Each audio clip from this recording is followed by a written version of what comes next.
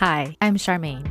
Welcome to Curiosity Over Fear, where we have the difficult conversations about overcoming fear with courage and curiosity. So, whether you're looking to change something with your career or just everyday life, I invite you to join me on this journey to be less fearful and more daring.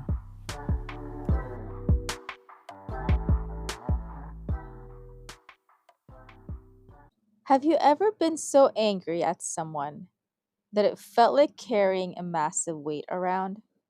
I have. And it taught me one thing: when we hate, we only hurt ourselves.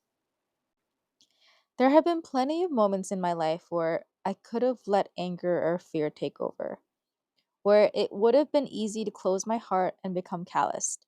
But instead, I learned that curiosity, even in the hardest moments, can be the key to understanding, connecting, and healing. When I was 6, I moved to the United States from the Philippines. Back then, I was this wide eyed kid ready to take on the world. I was curious about everything and believed anything people told me because I was just so open and trusting. I wanted to make friends with anyone who crossed my path. But it didn't take long for reality to set in. We moved to Newark, New Jersey in the 90s, a place where being different stood out in ways I hadn't expected. My first memory of school? I was coming back from recess, although calling it recess felt generous. It wasn't swings or slides, just a big concrete yard with a tall fence around it, like something out of a prison movie. To get back to our classroom, we'd take these cold metal stairs from the outside, walking up as they zigzagged to our floor. I don't remember there being any elevators inside, just those stairs that always felt too steep for my short legs. One day, as we were heading back, I suddenly felt a hard shove, and before I knew it, I was falling. I tumbled down those unforgiving metal stairs. My chin slammed against the edge of one. It happened so fast, I don't even remember who pushed me. One moment I was walking up the stairs, the next I was at the bottom, shocked, in pain, and trying to process what had just happened. I remember crying so hard I could barely breathe. The shock of being pushed, the pain and humiliation hit all at once. Then I felt my teacher's arms scooping me up, throwing me over her shoulder like I weighed nothing. I actually still remember her name till this day. Her name was Miss Long. She held me tightly as she carried me back inside, her blouse catching all my tears and blood from my chin. The scar under my chin is actually still there today. It's a reminder of how fear of someone different can turn into cruelty. But the bullying wasn't confined to school. Even at home, I wasn't safe from it. Kids from the neighborhood would come to the front of my house, standing outside and singing while pulling on the sides of their eyes. Chinese, Japanese, Vietnamese, cheese! They'd chant their voices, mocking, their words cutting deeper than they probably realized. It didn't matter that I wasn't Chinese, Japanese, or Vietnamese. To them, I was just different, and that was enough. It wasn't just me. My brother and cousin got jumped walking to school. Stepping outside always felt like a gamble, like trouble could be around any corner. That was Newark back then: rough, unforgiving, and full of tension. Fast forward to the pandemic.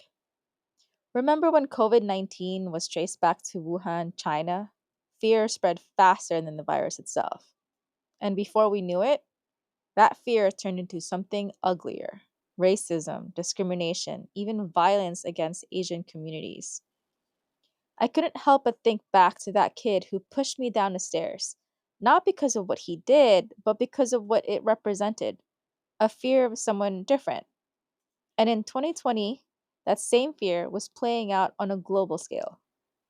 Shortly after George Floyd was killed by a police officer in Minneapolis, the video of him saying, "I can't breathe," while an officer knelt on his neck over 9 minutes reignited the Black Lives Matter movement, a movement that had been around for years but suddenly felt more urgent than ever. It was a time of reckoning, not just for the United States, but for the whole world. And it got me thinking, what if we could replace fear with curiosity? What if, instead of closing ourselves or burning bridges, we asked questions? What if we got to know the person in front of us before making judgments and assumptions? That's why I started Curiosity Over Fear. It's not always easy to choose curiosity over fear, especially when the unknown feels intimidating or when past experiences have left us guarded. But it's in those moments when we're tempted to shut down that curiosity can make the biggest difference. And choosing curiosity over fear isn't a one time decision either, it's a practice. It's like a muscle you have to work on daily. Sometimes it means asking someone about their story instead of assuming you know it. Other times, it means being brave enough to admit you don't have all the answers. Think about it. Have you ever judged someone before you even got to know them?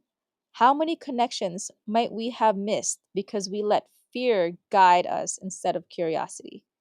Maybe you'd find out that you have more in common with someone than you thought. Or maybe you wouldn't, but at least you'd have a chance to practice empathy and see the world through someone else's eyes.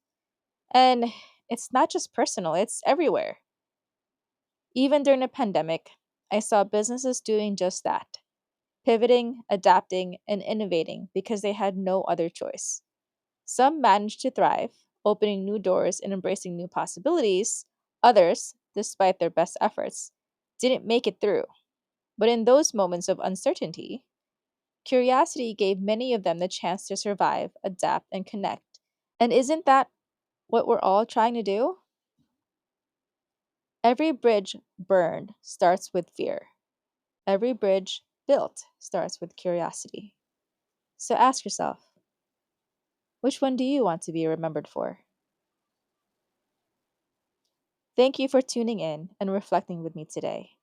If this episode resonated with you, I'd love to hear your thoughts. Connect with me on social media at Curiosity Over Fear. And if you think someone else could benefit from this conversation, feel free to share it. And don't forget to subscribe to Curiosity Over Fear so you never miss an episode. Your support helps the podcast grow and reach more people who, like you, are choosing curiosity over fear. Remember, the choice is always ours, fear or curiosity.